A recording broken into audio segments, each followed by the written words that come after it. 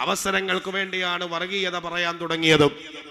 ഇന്ന് രാഷ്ട്രീയത്തിൽ അവസരങ്ങൾ വേണമെങ്കിൽ പച്ചക്ക് വർഗീയത പറയണം. അങ്ങനെ അവസരങ്ങളുള്ളൂ.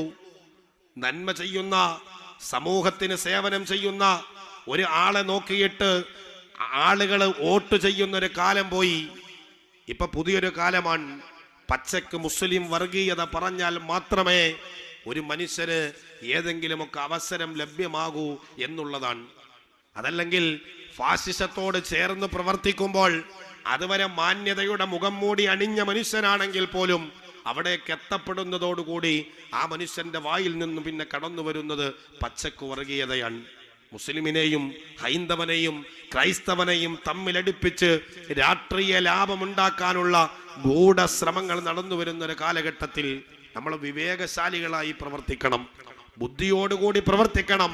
നമ്മുടെ ഓരോ ചലനങ്ങളും കരുതലോടുകൂടിയാവണം. ഈ നാട്ടിൽ പ്രശ്നങ്ങൾ ഉണ്ടാക്കുന്ന ഒരു സമൂഹമല്ല മുസ്ലിം സമൂഹം. ഐക്യത്തിനും സ്നേഹത്തിനും സഹവർത്തിത്വത്തിനും മത സാഹോദര്യത്തിനുമൊക്കെ അത്രമേൽ താല്പര്യത്തോടുകൂടി ഇറങ്ങി പുറപ്പെടുന്ന ഒരു സമൂഹമാണ് മുസ്ലിം സമൂഹം.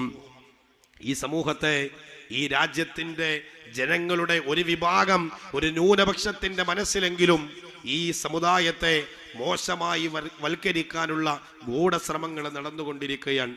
സോഷ്യൽ മീഡിയ പ്ലാറ്റ്ഫോമുകളിൽ അവർ സജീവമാണ്, മറ്റിതര മേഖലകളിലൊക്കെ അവർ സജീവമാണ്. മാന്യമായ വാർത്തകൾ കേൾക്കാൻ വേണ്ടി ജനങ്ങൾ ആശ്രയിക്കുന്ന ചാനൽ ചർച്ചകളിൽ പോലും വന്നിരുന്ന് ഒരു ഉളുപ്പമില്ലാതെ വർഗീയത പറയുന്ന ഒരു അവസ്ഥ പോലും നമ്മുടെ നാടുകളിൽ സംജാതമായി കൊണ്ടിരിക്കുകയാണ്.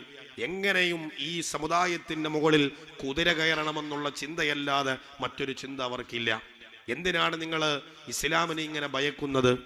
എന്തിനാണ് നിങ്ങൾ മുസ്ലിമീങ്ങളെ ഇങ്ങനെ പേടിക്കുന്നത്? എന്തിനാണ് ഈ രാജ്യത്ത് നിന്ന് മുസ്ലിമീങ്ങളുടെ പോകാൻ നിങ്ങൾ പറയണത്? എന്തിനാണ് അവരെ താടി നോക്കി തൊപ്പി നോക്കി അവരെ കൊന്നുകളയുന്നത്? എന്തിനാണ് അവരെ നിങ്ങൾ എന്തിനാണ് ഒരു വശത്തേക്ക് മാറ്റി നിർത്തുന്നത്? നിങ്ങൾക്കറിയില്ല എന്തുകൊണ്ടാണ്, എന്നു മുതലാണ്, എങ്ങനെയാണ് നിങ്ങളുടെ ഹൃദയത്തിൽ ഇത്രത്തോളം മോശമായ സംഗതികൾ കടന്നു വന്നതെന്ന് മനസ്സിലാകണില്ല. ഈ സമുദായം, ഈ രാജ്യത്തിന്റെ സ്വാതന്ത്ര്യ ലബ്ധിക്കു വേണ്ടി ഈ സമുദായം ത്യജിച്ച ജീവനുകൾ, ഈ സമുദായം സഹിച്ച ത്യാഗങ്ങളൊക്കെയും ഈ രാജ്യം പലപ്പോഴും മറന്നു പോവുകയാണ്. നമ്മൾ അറിയണം, മനസ്സിലാക്കണം. പ്രതിസന്ധി ഘട്ടത്തിലൂടെ കടന്നു പോകുമ്പോൾ ഖബറും മഹ്ശറയും മാത്രമല്ല കേൾക്കേണ്ടത്. ഈ ആനുകാലിക ലോകത്ത് നമ്മുടെ ഈമാൻ സംരക്ഷിക്കപ്പെടേണ്ടുന്നത് എങ്ങനെയാണെന്ന് കൃത്യമായിട്ട് നാം പഠിക്കണം. നമ്മുടെ പള്ളിയുടെ മിമ്പറുകളിലും മെഹ്റാബുകളിലും പണ്ഡിതന്മാര്